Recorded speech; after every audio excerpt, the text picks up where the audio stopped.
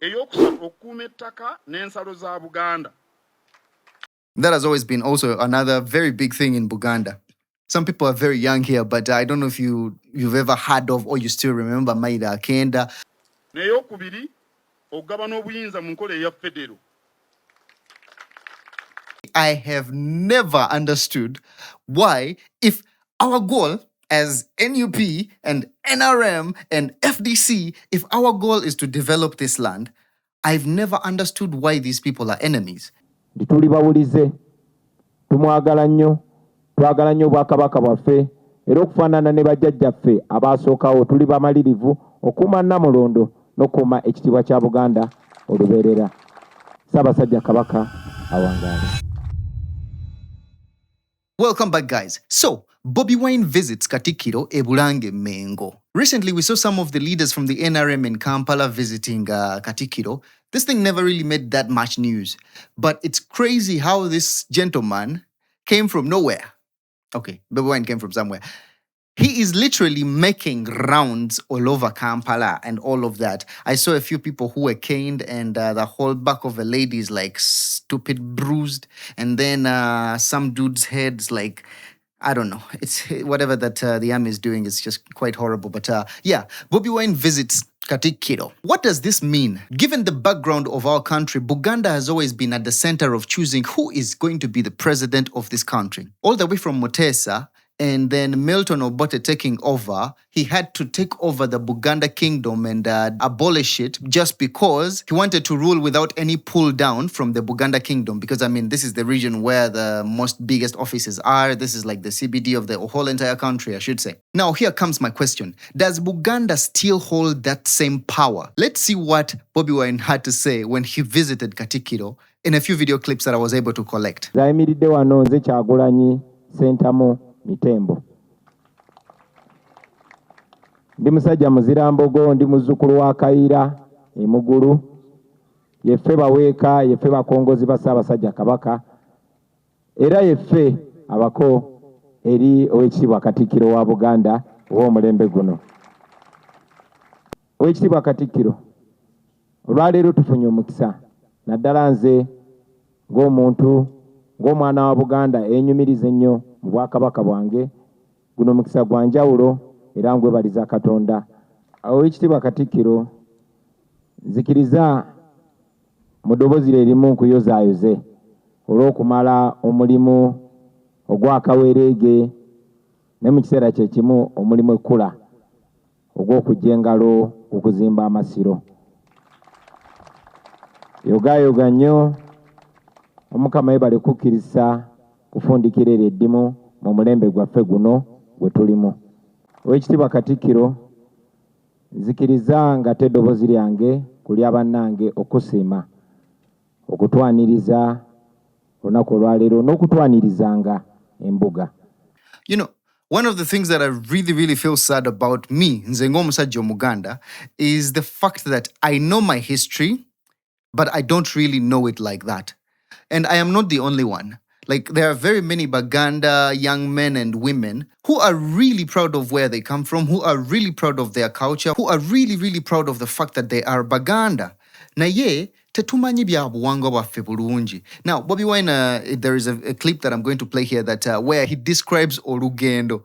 I watched this and I was so impressed about the fact that just maybe, we are never going to lose our culture when it comes to like digital development, the ability for people to speak other languages. You know, language is very important. Omuzungu yajja mu Africa, ekintu kyasooka okukola kwe kutukuba emiggo tuyiga olulimi lwe so that he is able to trade with us. Weyavaawo fate twalowooleza ddala nti when you study English and you really speak it so good, you're the only educated person, which is really wrong, but that's the idea of how people think. Tuli wano embuga okwanjula olutabaalo.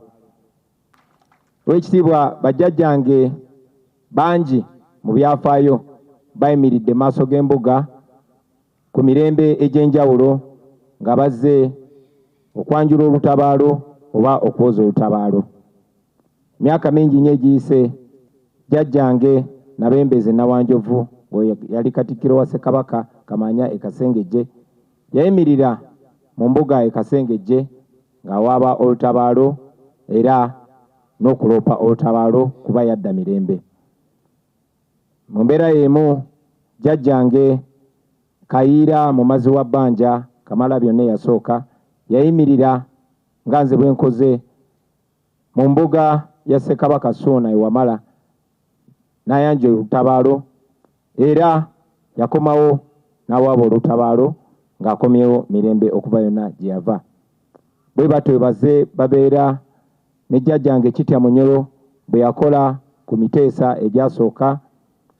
Jjajjange So what he's basically doing, ali mu kubuulira Katikkiro olutabaalo lwabaddemu while he was traveling the whole entire country, in the east, in the west, in the south, in the north, everywhere he has been, basically, ali mu kukiyitamu ng'omusajja Omuganda.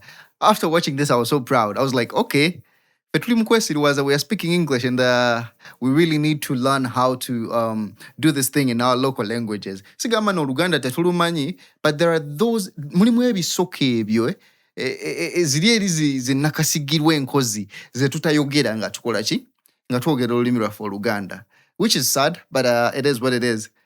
City Centre bwe yakola mu myanga. Jjajjange Yosefu Walakirango yazaala kitange ye yatuulanga mu lukiiko kuba yakiikiriranga Mawokota. Kitange ye yakolanga gwa busawo era yagukola mu bwesimbu ku mulembe omuteesa ne ku guno omulembe omutebi gwennyini. Mu mbeera y'emu Oweekitiibwa Katikkiro nyimiridde mu bigere byabo abasajja emmekete abansookawo era nga be banteekawo okujja wano embuga ku mulembe gwaffe guno omutebi okwanja olutabaalo eri embuga.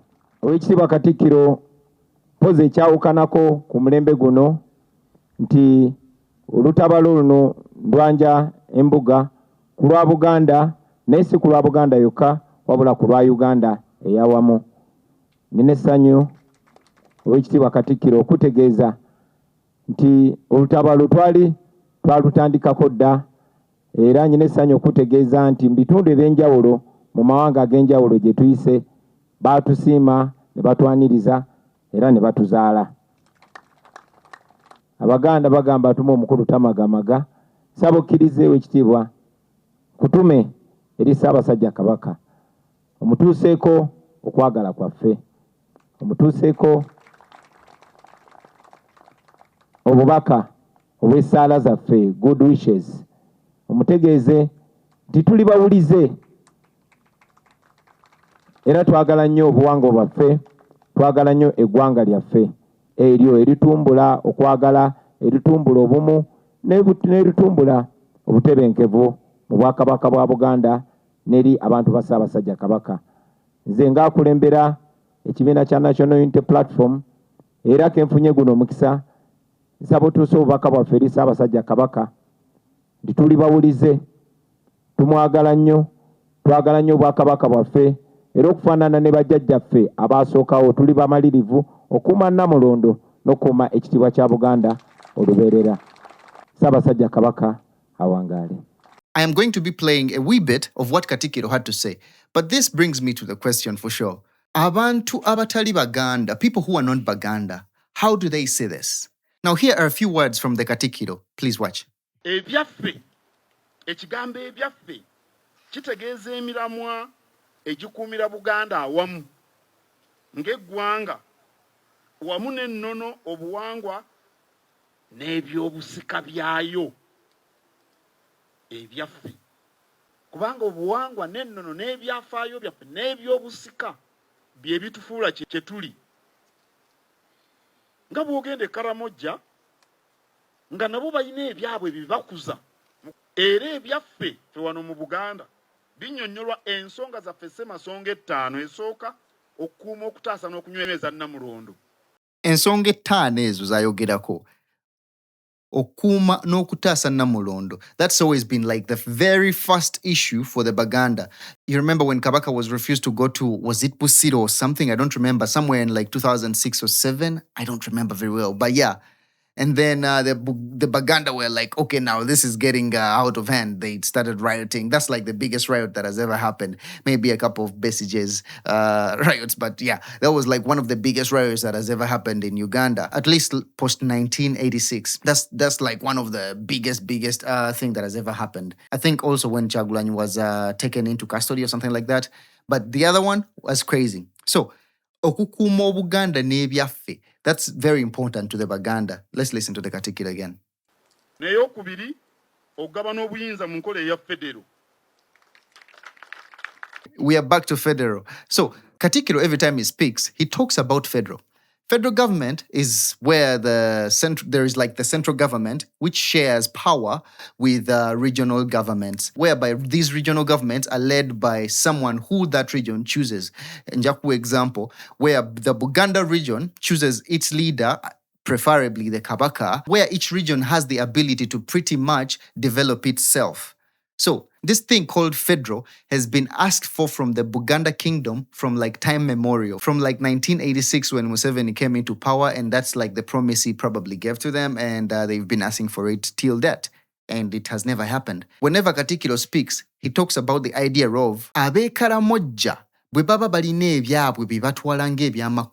These are the values that will be developed in Karamoja. Abebusoga, bwe baba bayina ebyabwe bye batwalanga bye bisinga makulu, those will be the values that will be developed in Busoga. So basically, that's what federal government does. It gives regions power to develop whatever they see fit to be the most important things within that specific area. Kino eyokusatu okukuuma ettaka n'ensalo za Buganda.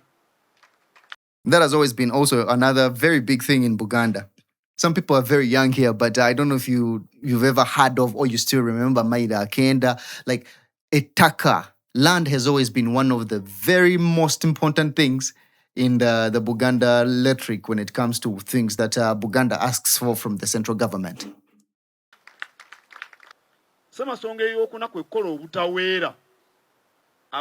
Kabaka and the Katikiro or Emengo have always encouraged Buganda people to work so hard. Abavubuka babe n'emirimu tutumbule ebyobulamu ebyenjigiriza ne Ssemasonga esembayo obumu. Omuganda wa NUP atuule n'owa NRM banywe kaawa kyetwagala. Omusiraamu atuule n'omukristo balye enkoko. Omulaalo n'omunubbi bajje Mmengo. Ezo ze Ssemasonga ettaano ze mbasaba mukwate butiribiri. Era mumalirire okuzirwanirira abantu bajja kubaagala nga mukikoze. Era Ssemasonga ettaano ezo ze zijjayo amakulu g'ekigambo ebyaffe. I have never understood why, if our goal as NUP and NRM and FDC, if our goal is to develop this land, I've never understood why these people are enemies. I've never understood why, if we are all working towards making Uganda one of the greatest countries that have ever existed on earth, maybe we don't have. By the way, speaking of which, what is the goal of Uganda? Like, what are we known for when we say that this is our development strategy, or this is what we are going to be looked at as the country that produces the most of this, or the country that has the most of this? Like, what is it's not even tourism, I should say. It's not. Like, what are those significant labels that whereby when you talk about Uganda, they remember us as a country that does this, besides Idi Amin? I don't know. I don't think we have it. But anyway, the whole point of this video was, does Buganda still hold power into the ideas of choosing who the next president of Uganda is? I leave that to you. Please comment down below. Tell me your thoughts. And thank you for watching. Subscribe, please. And see you in the next one. Peace.